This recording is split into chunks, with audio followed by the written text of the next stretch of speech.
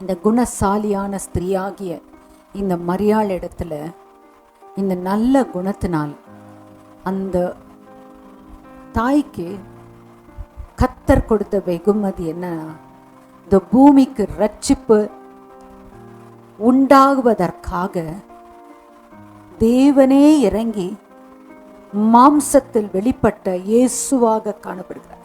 இயேசு என்றால் இந்த உலகத்தின் பாவங்களை சுமந்து தீர்த்தவர். நம் பாவங்கள், சாபங்கள், அக்கிரமங்கள் அனைத்தையும் சுமந்து தீர்த்த இரட்சகர். இது யோசிக்கும் போதே